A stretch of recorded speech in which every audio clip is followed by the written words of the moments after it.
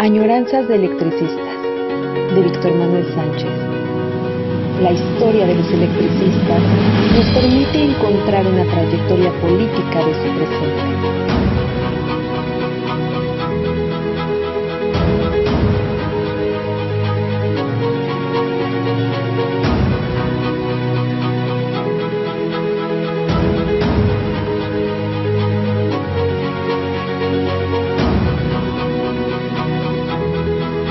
Comenzamos. Buen lunes, de nueva cuenta, en otra añoranza de electricistas, como todos los lunes, contamos la historia del sindicato. Notas de alguna época, de algún año, otras de 10 años después, de 50 años.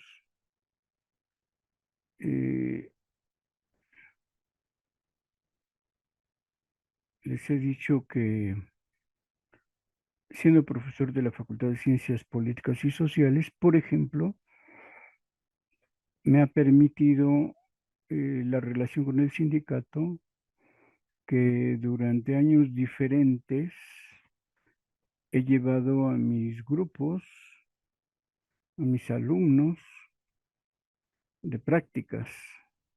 Le llamamos prácticas escolares para hacer algunos ejercicios, básicamente de observación y entrevista, para que los alumnos adquieran esa capacidad de relatar lo que recorriendo los lugares pueden tomar notas, realizar entrevistas, identificar. Y por ejemplo, los he llevado a Necaxa, después encontré Temascaltepec,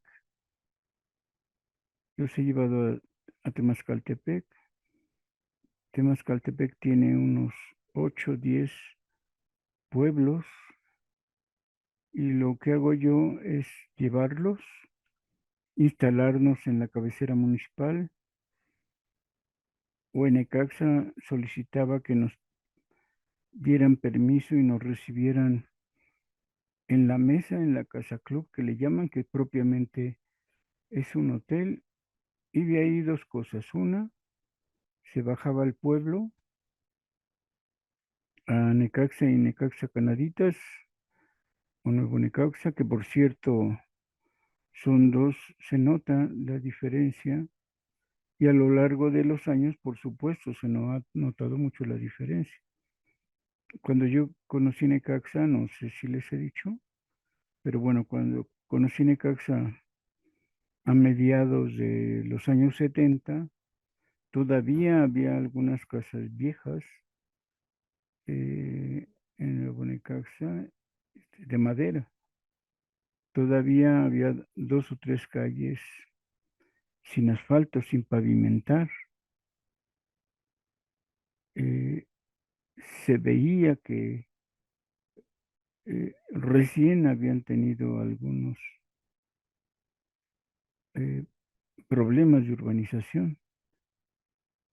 Necaxa Canaditas, incluso se nota la diferencia porque en Canaditas tienen una presidencia municipal auxiliar, lo cual significa que la presidencia municipal formal, relevante y demás es la de Nuevo Necaxa o Necaxa. Y tan así que existe la presidencia municipal alrededor del parque pequeño con kiosco. A un costado está la iglesia, están restaurantes alrededor, y en el costado norte, digámoslo así, está el edificio del Sindicato Mexicano de Electricistas. Se nota que ese es el centro, que esa es la población, llamémosle, importante u oficial. Canaditas está a un costado. Ambos pueblos son pequeños. El punto es que esta pequeña narración que estoy haciendo es lo que le pido a los alumnos que describan, que narren, que platiquen de eso, que vean a sus habitantes y aprenden a narrar lo que observan y lo que saben, averiguan, ¿no? Eh, por supuesto, también visitamos la planta de Necaxa, las plantas generadoras de Necaxa y sus turbinas, con una petición que siempre les hago. Nosotros no somos ingenieros y entonces lo que tienen que averiguar es sobre las cosas que no son pertinentes a los estudiantes de la Facultad de Ciencias Políticas. Cómo se relacionan, cómo se hablan, cómo se conocen, cómo se llevan. Los compañeros de Necaxa, los de la planta, por supuesto, tienen una peculiar forma de tratar a los visitantes, que es explicarles técnicamente el funcionamiento de la planta, de las turbinas. Y por más que yo les digo a los alumnos que eso no, o sea, se puede mostrar un interés, pero no es nuestro objetivo. Y no aprenden, no entienden. Y ahí los ves tomando nota de que si la turbina a tantas velocidades, que si sube y baja el agua, en fin. Igual hacemos en Temascaltepec. La diferencia es que mientras en el pueblo de Necaxa vas a encontrar fácilmente compañeros electricistas que trabajan en la planta o en el sistema hidroeléctrico, en Temascaltepec, siendo tan pocos obreros y siendo los diferentes pueblos diseminados por la región, termina siendo un trabajo con comunidades, con agricultores, con campesinos. Y de eso se trata entonces. Entonces, se van a Albarrada, a Pueblo Viejo, en fin, los distribuyo en los distintos pueblos, los llevamos el camión de la facultad, se van bajando en los distintos pueblos y yo 4 o 5 horas después regreso por ellos y en la tarde hacemos una reunión para comentar las cosas.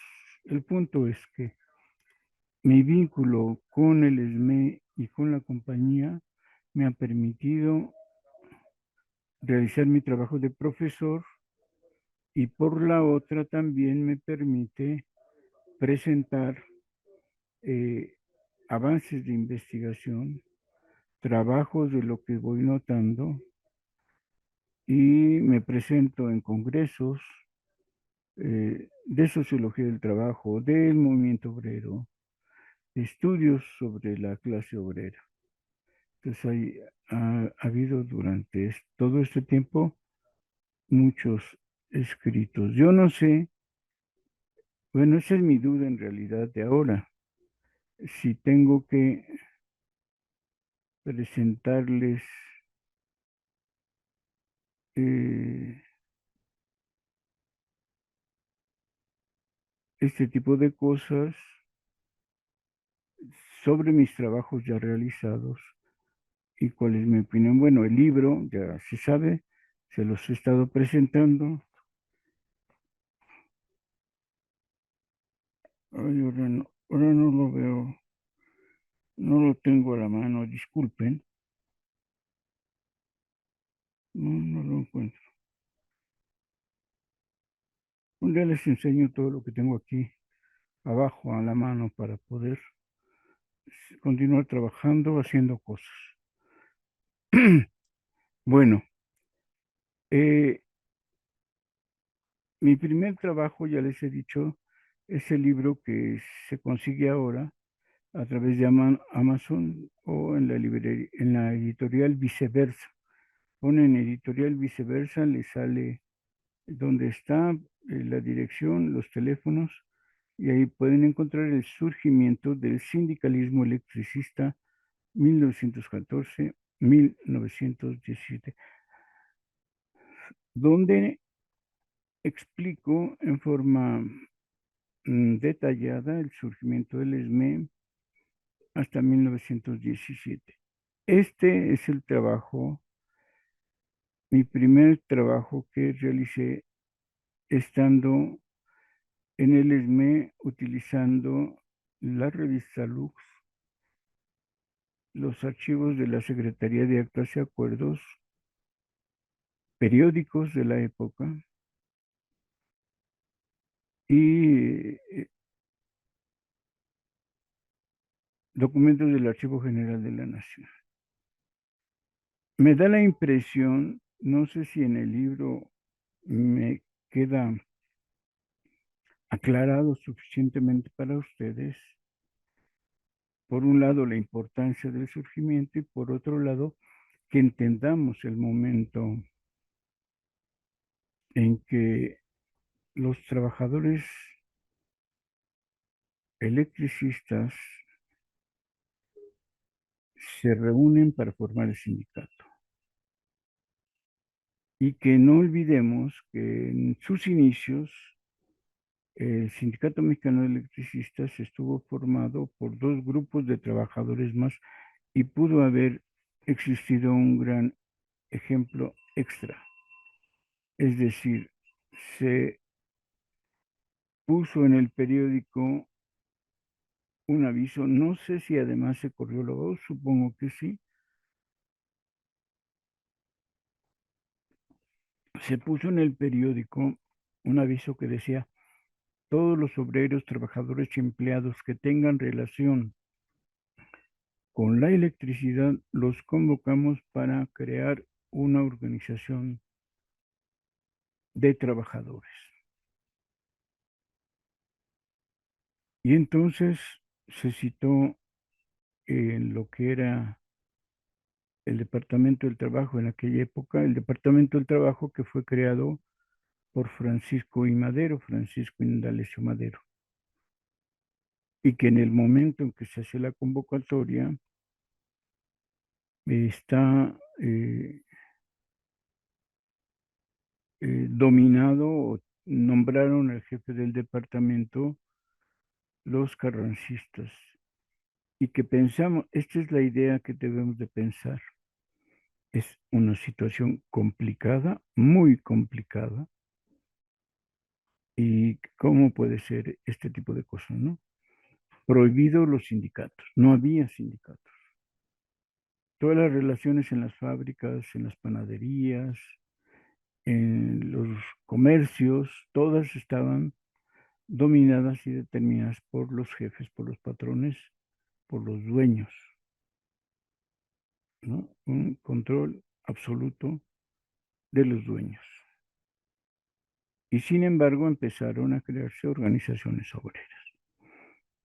Se, se crearon organizaciones básicamente mutualistas y algunas cooperativas, algunas organizaciones cooperativistas.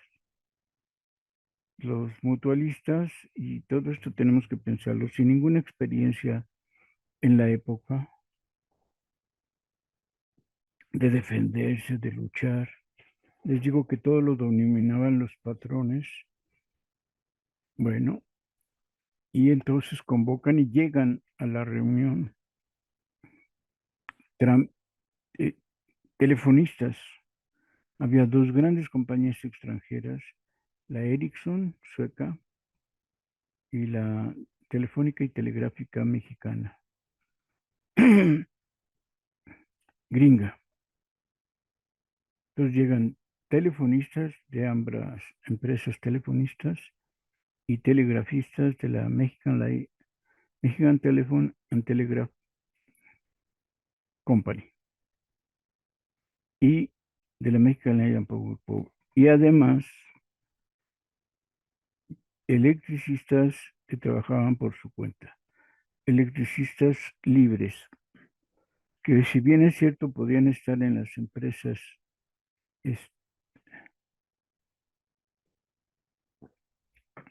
como trabajadores libres o ya trabajaban como electricistas, porque la electricidad había llegado a la Ciudad de México y sus alrededores en la última década del siglo XIX.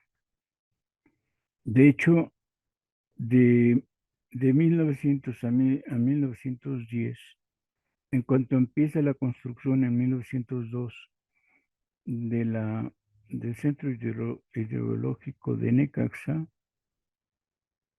The Mexican Lion Power empezó a hacer compra o mediante trampas eh, y argucias económicas a hacerse de las tres empresas que había en esta zona. Para 1910, es decir, para cuando va a surgir el ESME, todas las empresas eléctricas ya eran subsidiarias o propiedad de la Compañía Mexicana de Luz y Fuerza del Centro. Cuando sale la convocatoria, la Revolución Mexicana estaba tratando de definir un rumbo. Habían logrado, en esa época, habían logrado derrotar a Huerta, al usurpador, al director, perdón, al dictador Huerta, que había mandado asesinar a Madero y a Pino Suárez, los presidentes y vicepresidente electos en aquella época, y hubo un gran movimiento revolucionario en defensa de la democracia y de Madero y de ese proceso. Cuando lo han logrado derrotar, que es cuando el ESME se va a proponer organizarse, y que, insisto, todo esto lo tenemos que pensar de manera, y es muy complicado, eso lo entiendo, pero esto es lo que es el ambiente que van a vivir los electricistas y que deciden organizarse. Se sabe entonces que ya se logró derrotar al dictador y que se venía otra fase. Pero, como todos sabemos, Emiliano Zapata y el Ejército Liberador del Sur nunca estuvo conforme con Madero y que quedaba una herida muy fuerte criticando a Madero. Entonces, terminan con Victoriano Huerta y quién va a gobernar, porque había un muy buen ejército de la División del Norte, aunque se supone, bueno, no se supone, trabajaba aliado o subordinado con Carranza, pero estaba Zapata, que se actuaba por su cuenta en contra de Madero y porque las demandas sociales de los campesinos y los trabajadores se tomaran como proyecto y se aplicaran leyes en favor de ellos. En octubre de 1914 se va a hacer una reunión, bueno, se inicia una reunión en la capital con los ejércitos de Carranza, que propiamente lo dirigía Álvaro Obregón, el de Villa y el de Zapata. La idea era crear el programa, el plan, el proyecto para trabajar en una sola perspectiva. En la idea, curiosamente, que Carranza y Villa renunciaran para poder convocar a elecciones y elegir un nuevo presidente. se acuerda reunirse, se acuerda que se van a ir, se reúnen en la capital y están todos los revolucionarios y se acuerdan trasladarse a Aguascalientes para ahí definir las cosas. Se crea la llamada Convención de Aguascalientes. Es octubre. En ese mes, los tranviarios hacen una huelga en demandas, por supuesto, legítimas y básicas para los trabajadores a través de un sindicato que se llamó Alianza de Tranviarios de México. En realidad, era una federación de sindicatos. La empresa de tranvías eléctricos de México, The Mexican Tramways Company, que manejaba electricidad, pero básicamente para los tranvías que funcionaban a través de electricidad. Era el gran servicio eléctrico de transporte en la Ciudad de México.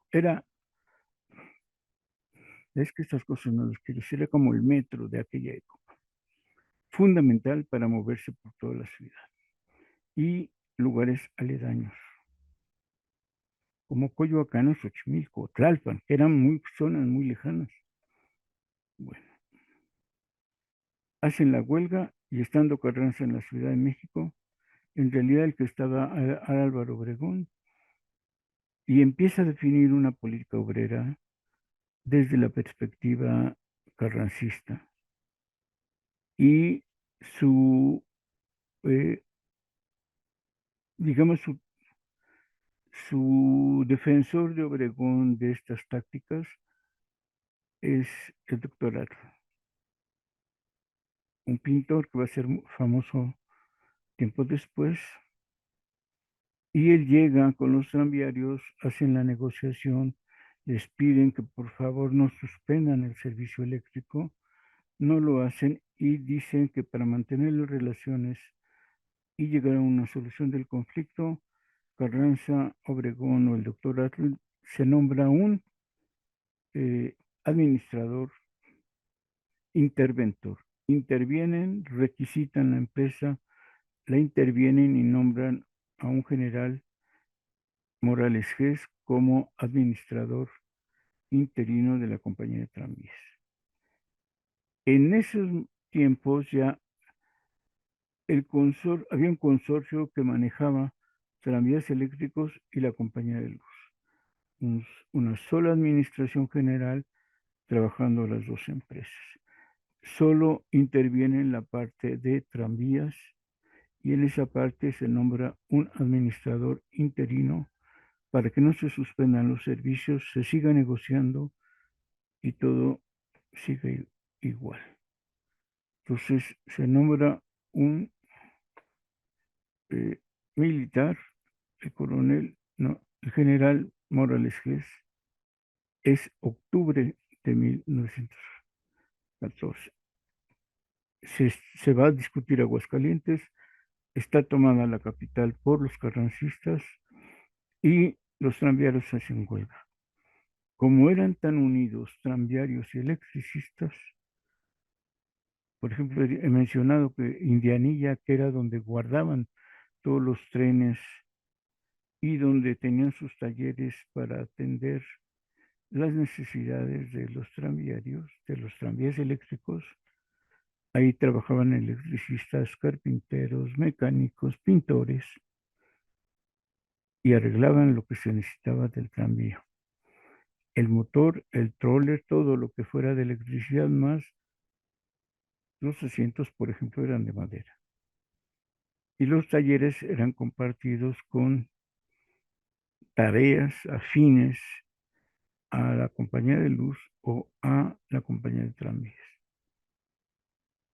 El ánimo de organizarse, les digo que eran sindicatos según los departamentos, lo de garaje o el encierro de los tranvías era un sindicato, había inspectores, que revisaban cómo estaba el público que usaba los tranvías eléctricos, revisaban cómo iba la venta de boletos. Entonces, inspectores, un sindicato, los de garaje, otro sindicato, los que manejaban el tranvía les llamaban choferes, choferes, otro sindicato, los mecánicos, otro sindicato. Entonces, eran más de 4 sindicatos organizados en la alianza, y la alianza es la que se había ido a huelga. Y ahí había electricistas. Entonces, la inflación debido a la guerra, ese es el costo de las materias primas, de jitomates, de sal, de azúcar, de pan, de leche, estaba muy caro, todo estaba muy caro. El año de 1915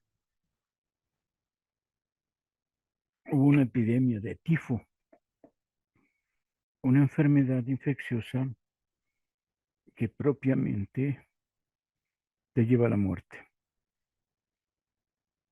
Donde más se contagia uno de tifo es en las zonas insalubres. La capital de la República no tenía todas las condiciones urbanas que conocemos ahora, tuberías, agua potable, no había nada de eso, no había, solo en las calles principales, pero sobre todo en las colonias obreras, la limpieza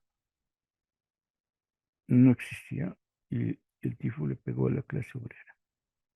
En esas condiciones de guerra civil, de precios caros, de patrones que hacían lo que se pedía, en esas condiciones se dan las primeras reuniones de los electricistas para saber cómo se organiza. Durante octubre y noviembre hubo reuniones, llamémosle así, clandestinas, porque si los descubrían los jefes, los corrían. Bien. El punto es el siguiente. Quiero narrarles ahora eh, cómo fueron unas elecciones en septiembre de 1915. Todo este 1915 es el año más importante de la Revolución Mexicana. Es el año que se van a enfrentar dos grandes posturas. Y lo digo justo, sí, por eso lo comento. Se cumple el aniversario del asesinato a mansalva de Pancho Villa, de Francisco Villa, Doroteo Arango y su división del norte. 1915 va a ser el año crítico, por cierto, para las clases trabajadoras, especialmente las de capital, y fundamental porque va a ser el año de la casi derrota de Carranza para terminar hacia noviembre de 1915 con la derrota de las fuerzas del ejército más importante que tenía alcance de dominio en todo el país, de Francisco Villa. Y en ese sentido, derrotaban a uno, derrotaban a Zapata. Y es el año crucial de la revolución.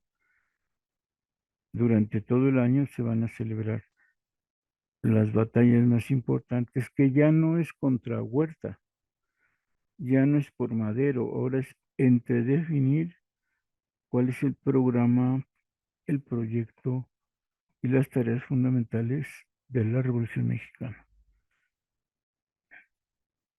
Y entonces quiero narrar, bueno, teniendo en cuenta esto, deben de saber que la mayoría de los obreros, y esto, insisto, lo que hay que hacer es pensar exactamente eso, este, cómo va a lograrse que esos obreros se organicen en medio de ese mundo tan grave, con salarios muy pobres y con la manutención muy cara para todo el pueblo trabajador, para los obreros y para cada sector de obreros. Y cómo pensar que es. Y por ejemplo, cuando iba a Necaxa, el punto es cómo lograr que los estudiantes dejen de pensar como capitalinos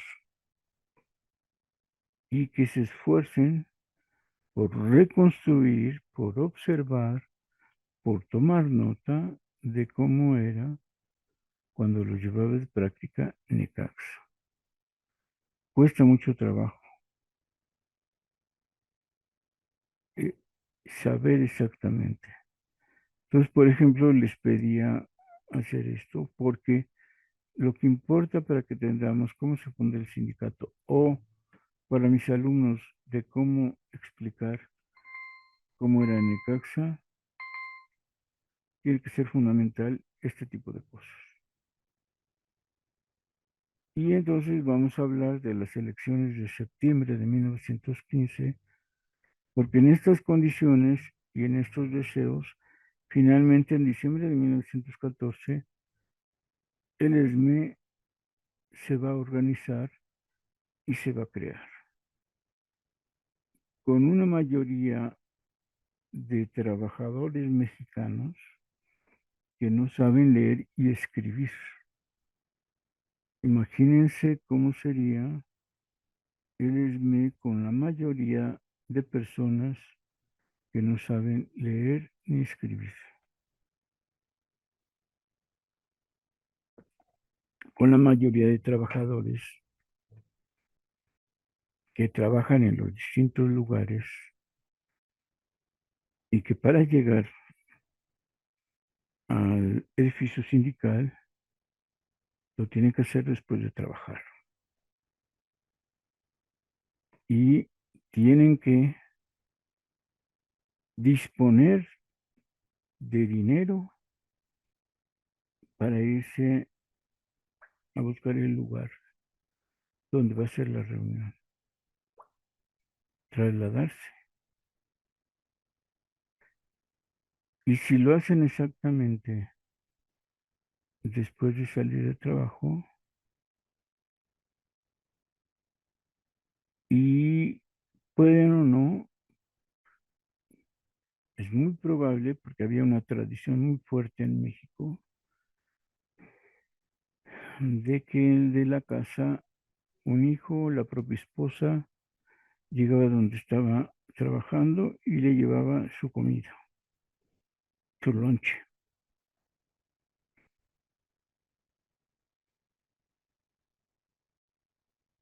Y si no era así, pues no había comido y se tenía que ir a la asamblea. No había transporte colectivo. El tranvía lo tenían que pagar de ida y de vuelta. Entonces es una situación bastante complicada.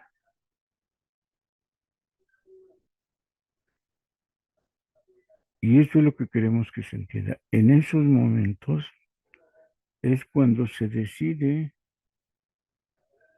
organizar al sindicato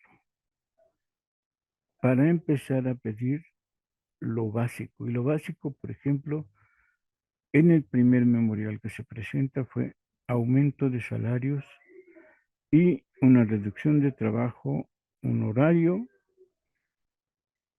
con menos horas de trabajo. Trabajaban 12, 13 y hasta 14 horas en la empresa por 50, 60, 30 centavos la jornada. Iban a pedir ambas cosas.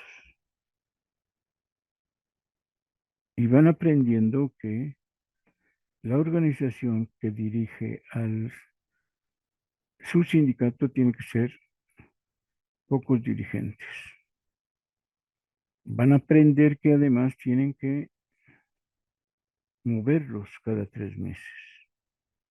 Hay un rumor por ahí que dice que la situación era muy difícil y que por tanto a cada rato los despedían y a cada rato había que elegir al comité. Mentira.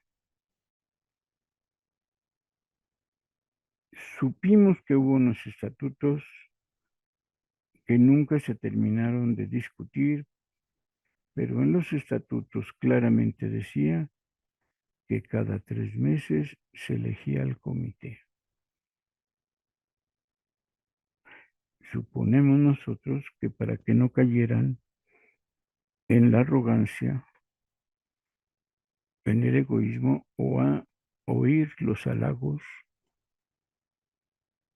de los dueños, bueno, de los gerentes, de los jefes.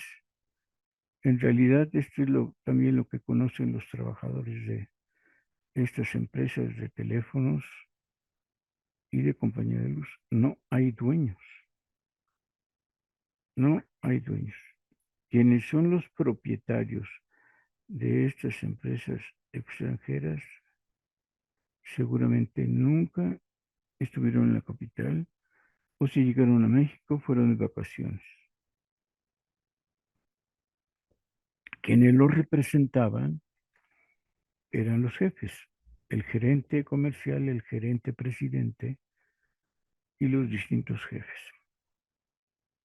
Bueno, 1915 no solo es fundamental para definir quién va a gobernar el país y qué tipo de proyecto de Estado se va a originar, sino para el ESME le va a definir su manera de organizarse, la conciencia y la estructura sindical.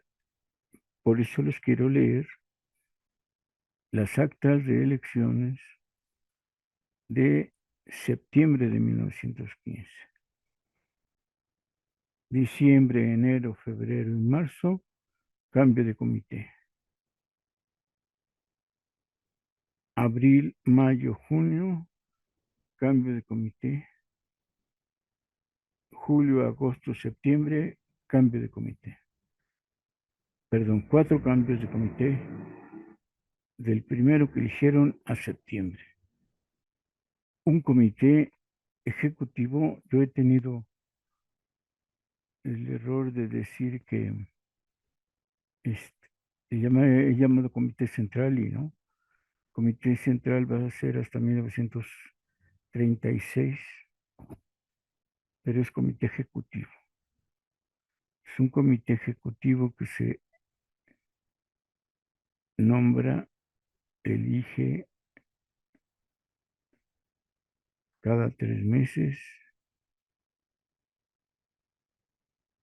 no porque duden de los secretarios, sino porque están creando una organización dinámica, flexible, adaptable.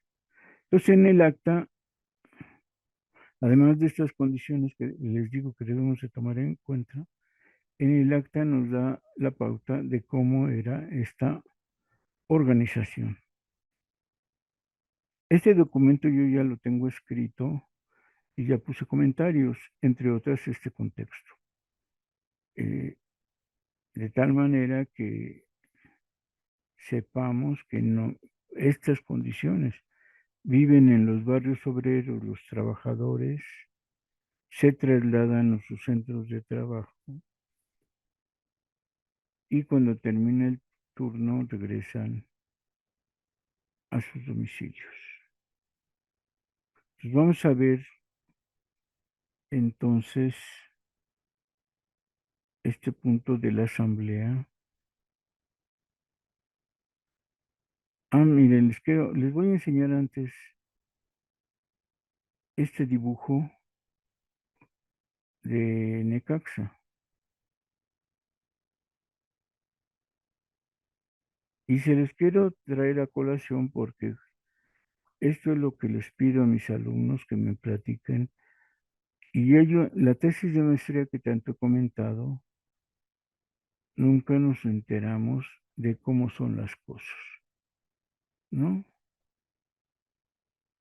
Dejen ver si...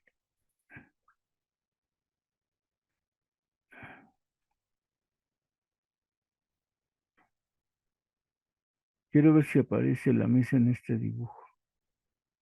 Bueno, miren, aquí aparece el vaso de Necaxa, Necaxa Canaditas y Nuevo Necaxa. Si se dan cuenta, en este dibujo, Nuevo Necaxa se ve un pueblo más o menos grande y Canaditas muy pequeño. En la tesis de maestría nunca nos enteramos cómo esos los pueblos. Y Tenango de las Flores no está tan lejos. Hoy en la actualidad, Tenango de las Flores y el camino que llega a Necaxa ya está lleno de construcciones. Pues la compañera debió habernos platicado en un recorrido que hiciera de Necaxa a Tenango y de Tenango a Necaxa, de Necaxa a Canaditas y de Canaditas a Nuevo Necaxa y que nos narrara ese tipo de cosas. ¿Cómo eran los pueblos? ¿Cuál es la diferencia? Pero nunca nos lo platica, nunca jamás.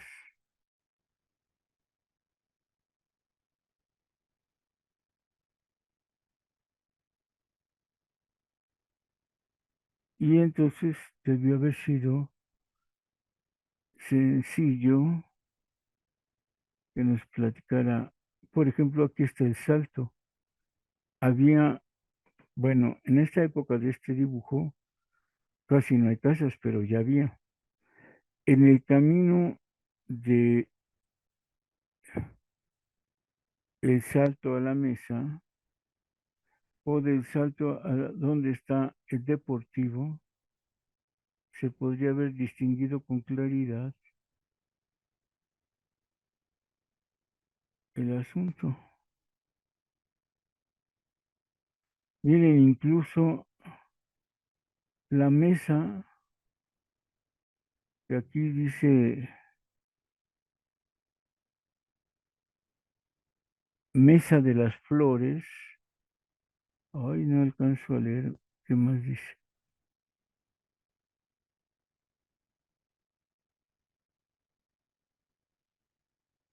Pero bueno, en este conjunto, que es una curva bastante grande, en la punta del cerro, una explanada larga y se ve la mesa. Entonces la compañera nunca le hablaron de la mesa.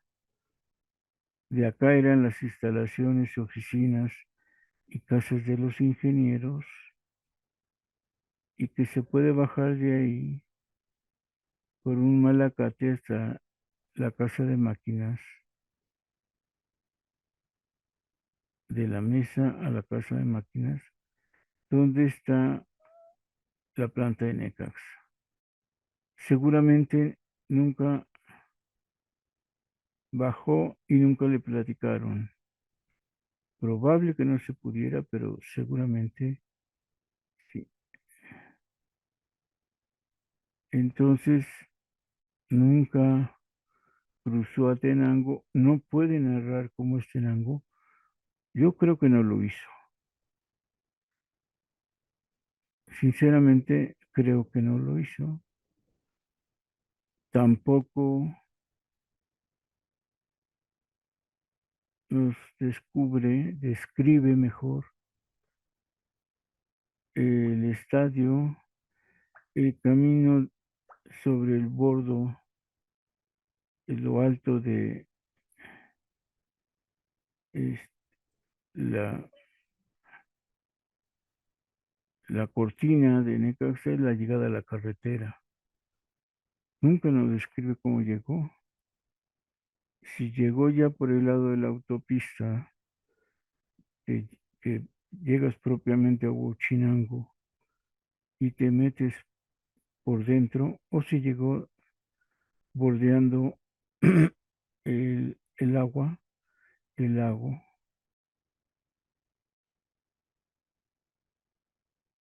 En fin, el punto es que una descripción del pueblo o los pueblos de los que va a hablar y cómo llegar a la casa de sí, a la casa de máquinas era necesario. A mis alumnos por eso los llevo y tienen que aprender a narrar estas cosas porque es la base del estudio que vas a realizar. Es fundamental. A través de los documentos, efectivamente, también puedes eh, describir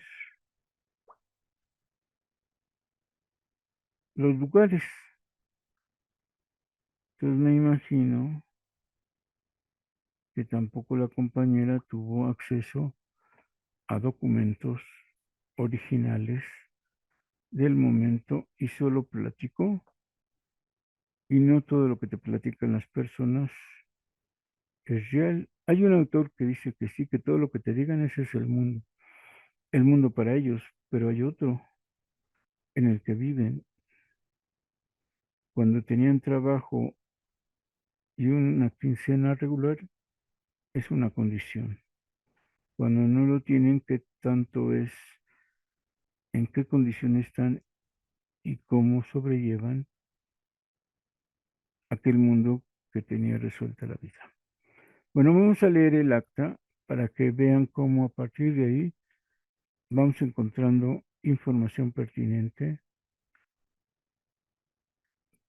Por lo pronto, lo que sí es cierto es que los que fueran miembros del comité tenían que saber leer y escribir, porque finalmente van a ser los que redacten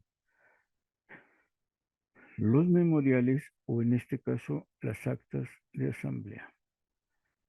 Dice así el primer párrafo. En la Ciudad de México, a los 30 días del mes de agosto de 1915, el Sindicato Mexicano de Electricistas se constituyó en sesión extraordinaria con el objeto de verificar las elecciones del Comité Ejecutivo. La sesión dio principio a las 8:10 de la noche con la presidencia del compañero Manuel Leduc. Cuando yo leí lo primero que me vino a la mente, perdón por este asunto, fue Manuel Leduc. Dije, yo conozco un Leduc, Renato Leduc. En el momento que leí esta no sabía yo, supuse que podían ser hermanos o padre y hermano. Luego me entero que Renato sí fue al sindicato y que propiamente se hace telegrafista. Y después pues, encuentras a Renato Leduc, tanto por escritos de él como por las crónicas, que fue telegrafista de Villa. Es maravilloso. Entonces, ¿cómo llegó Renato Leduc a decirnos sabia virtud de conocer el tiempo, a tiempo amar y desatarse a tiempo, como dice el refrán, dar tiempo al tiempo que de amor y dolor alivia el tiempo? Aquel amor a quien amé a destiempo, martirizóme tanto y tanto tiempo que no sentí jamás correr el tiempo tan acremente como en ese tiempo. Ven, pensé en Renato Leduc y me acordé de esa canción o de esa poesía. Es asamblea extraordinaria. Para cuando llegué a la de agosto ya sabía que las sesiones eran ordinarias cada 8 días. Imagínense, no les dio tiempo de elegir en la reunión ordinaria y convocan un extraordinario. Empezó a las 8:10 de la noche. en lo que se reunieron y vieron y en lo que eligen a Manuel Leduc de presidente, ya te das cuenta, puede haber asambleas ordinarias y extraordinarias, según lo amerite la situación. Las elecciones del comité ejecutivo, por supuesto, tienen que ameritar una sesión extraordinaria. Empiezan a las 8 de la noche y volvemos al relato. Terminan su jornada, se trasladan, en este caso, al Salón Star, que está cerca de la Alameda, un lugar, dice uno, céntrico, efectivamente, y o caminas, o si tienes un caballo, o si tomas el tranvía eléctrico, ¿no? Es decir, acudir a las asambleas es un esfuerzo de la conciencia, del cansancio, de querer organizarte por tu cuenta y propiedad. Dice así el siguiente párrafo del acta.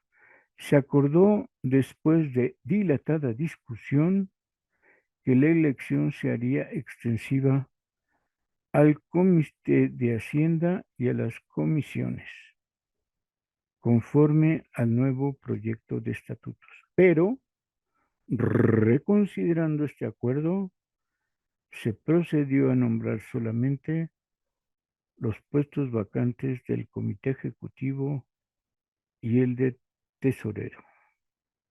O sea, ya hay estatutos, le siguen llamando proyecto de estatutos. No se ha aprobado, no se ha presentado un asunto detallado y último de estatutos, pero hay. Donde seguramente dice asambleas cada 8 días, cada sesión tiene que nombrarse un presidente de la asamblea, de los debates, perdón, y debe llevarse el acta anterior.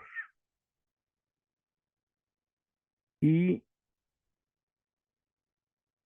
dilatada discusión. Empezaron a las 8:10. ¿Cuándo pudo ser una dilatada discusión? 1 o 2 horas. No tenían límite. Es decir, usaban el tiempo que ameritaba el asunto. Sin estar, ya pasó 1 hora. No. Y entonces, después de tanta discusión, dicen, no vamos a elegir comisiones, nada más los puestos vacantes y al comité ejecutivo donde está el tesorero. Bien. Sigue, se acordó que la elección fuese secreta y para hacer la revisión de votos para secretario general, la Asamblea reconsideró que no hay quórum y acordó que se fije la próxima sesión del miércoles como definitiva para que las elecciones tengan efecto. Es decir, secreta. Hay asambleas secretas y abiertas. Y entonces empezaron a contar seguramente cuáles son realmente los miembros del ESME y a cuántos iban a pedirles que desalojaran la sesión. Por tanto, se quedaron sin quórum. Y se posponen las elecciones. Con esto, dice, se levanta la sesión a las 10 de la noche con 12 minutos. 2 horas, en efecto. 2 horas estuvieron discutiendo el mejor procedimiento y cómo tenía que hacerse la votación. En 2 horas, como dice el acta, una larga discusión para ponerse de acuerdo en qué sería la siguiente asamblea donde hubiera quórum, ¿no? Las 10 de la noche, todo el mundo a su casa. Está la firma de José Rosales de la Vega.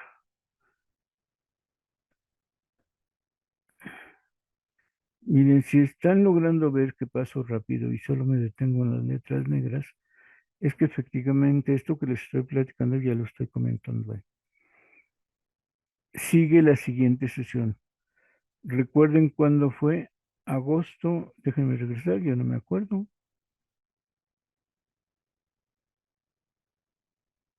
30 días del mes de agosto. Y la siguiente asamblea, que podríamos haber hecho la suma y ya, el 1 de septiembre de 1915. En la Ciudad de México, 1 de septiembre, se abre la sesión reglamentaria, o sea, la ordinaria, a las 7:50, bajo la presidencia del compañero Carlos de la Peña. Es decir, no sabemos si se pasa lista. Se ve que la sesión puede estar suficientemente con compañeros. Se elige al presidente de los debates y fíjense el siguiente párrafo. Por no estar terminadas las actas y admitidas las explicaciones del secretario del Interior, se pasa a dar cuenta de la correspondencia, llegando sobre cada asunto a los siguientes acuerdos. El secretario del Interior es el que hace las actas. No las ha terminado y explica el secretario del Interior por qué no las ha terminado. Se acepta su explicación y dicen, bueno, vamos a los otros puntos. Y es correspondencia o temas siguientes. Seguramente el tema es la correspondencia. Escritos que se leen, que se entregan y sobre los que se toma un acuerdo. El mismo, en el asunto Limón, diría uno, el compañero Limón, después de sus oído y discutido los argumentos del interesado que se hallaba presente, se acordó que no será aceptado por el sindicato y que se protesta de que continúe en el trabajo. Un compañero, se trató el asunto, tenemos que buscar la anterior acta de agosto para saber qué sucedió, pero ni lo que él declara puede ser aceptado y lo que muchos compañeros declaran, o varios, sobre Limón, el trabajador Limón, convence a la asamblea de no aceptar a Limón porque los argumentos contra él pesan. No, no puede ser aceptado en el sindicato. Pidió ser sindicalizado, pidió ser parte del ESNE y tanto él como otros puntos de vista dicen que no. En el asunto Abel Hernández, este compañero quedó conforme con la resolución del señor Connolly, que ofrece atender su solicitud en la primera oportunidad. Entonces, se discute él, quizás asuntos de trabajo, no queda claro, pero el señor Connolly, o que se le dio a él la respuesta, o que estaba en la asamblea, se acepta. Sobre la solicitud de ingreso del compañero Manuel Corsita, o algo así, porque dice ilegible, de cobranzas, se aprueba. Es decir, mientras a Limón no se le acepta que ingrese al sindicato y que les extraña que siga trabajando, al compañero Manuel Corsita, de cobranzas se acepta y va a ser el miembro del ESME. Sobre una carta dirigida por el compañero Velasco al señor Reynolds para que se abone el aumento de sueldos a los compañeros Connolly, Spillner y Crick, se acordó observar el resultado de esta gestión. Fíjate qué curioso. Arriba se habla que el señor Connolly va a resolver el caso de Abel Hernández y acá se habla de que a Connolly no le están dando su aumento de sueldos. Tres nombres de compañeros trabajadores extranjeros, dos gringos o canadienses quizá, Connolly, Spillner y Krieg, tratando el asunto con el señor Reynolds por Ernesto Velasco. Connolly parecía jefe porque va a resolver sobre asuntos de trabajo y a los tres no les han dado el último aumento de sueldos que el ESME con el memorial había conseguido. Extranjeros que tienen cepa de sindicalistas y que por lo que se ve ya son miembros del ESME, Connolly, Spillner y Krieg. Y los trata muy bien Velasco. Sobre la nota de peticiones que remite la Mutua Cooperativa de Dependientes de Restaurante, se les dice enterados y que tengan buen éxito. Seguramente se están organizando como base de trabajadores. Acerca de la queja del compañero Benjamín Tenorio, esperar su comparecencia como lo ofrece. Fíjense, entonces quiere decir tú demandabas algo, tenías que enviarlo por escrito, pero tenías que llegar a la asamblea para plantear lo del escrito o para plantear las dudas que se ofrecieran y cada asunto sindical era tratado en la asamblea a ojos y oídos de todos. Entonces no ha llegado, no se trata su queja. Carta del sindicato de sastres, archívese. Y ya tenemos dos organizaciones obreras que le escriben y con las que tiene relación el ESME. Y ahí vamos viendo que se atienden los asuntos de trabajo por la asamblea, salarios, o como el caso de no aceptar un trabajador o pelear por los salarios de los tres compañeros extranjeros. Y dos sindicatos que están ahí. Carta del señor A.S.B. Kleis, que no se le dé contestación. No nos dice qué dijo, pero se ve que es otro compañero extranjero. No se le dé contestación. Sobre la solicitud del compañero Ángel M. Mendoza, quien desea una constancia de haber pertenecido a la sección sindicalista de El Oro, se acordó que el compañero Arceo recabe antecedentes por teléfono y que si son favorables, el secretario del Interior expida la constancia solicitada. Es decir, el compañero Ángel Mendoza, que aquí en este caso parece que estuviera en la asamblea, pide que le den como su, eh, pues una constancia de que es trabajador de la empresa El Oro y que fue sindicalista además. Le van a llamar por teléfono a la sección El Oro para extender su correspondencia.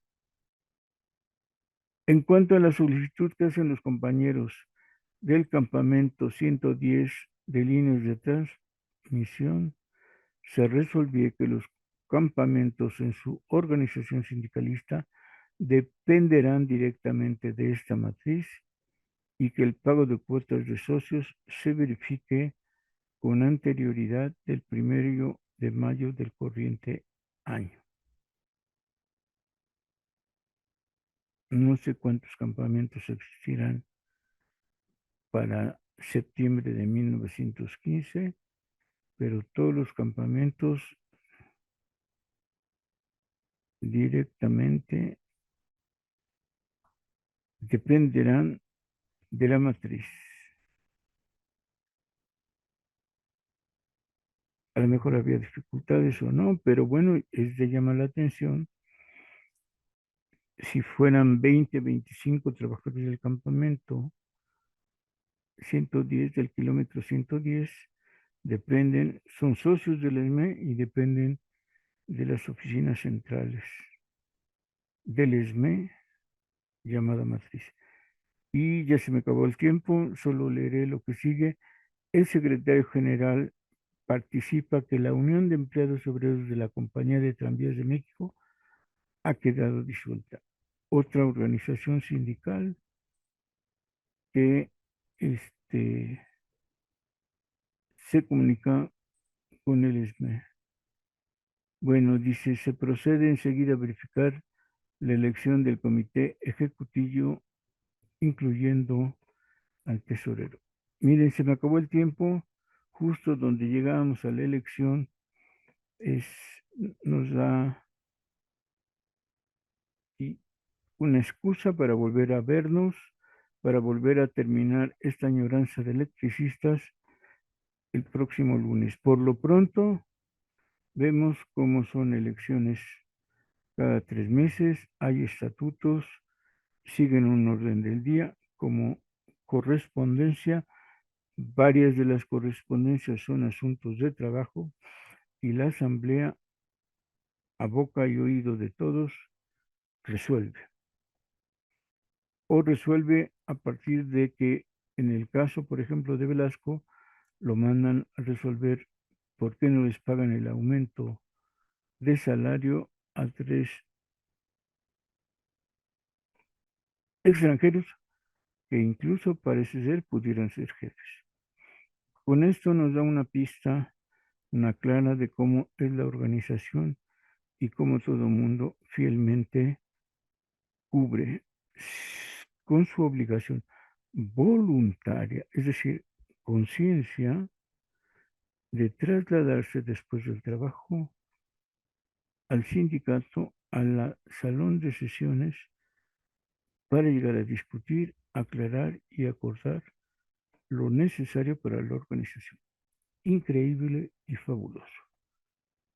En medio de la revolución, en medio de 1915, el año más importante para la guerra que se tuvo en esos años. Guerra civil, que nunca nos lo han dicho así, pero es una guerra civil al interior del país. Hasta el próximo número veremos cómo se hace la elección del comité en septiembre de 1915. Hasta entonces, que les vaya bien. Buen lunes y mejor semana.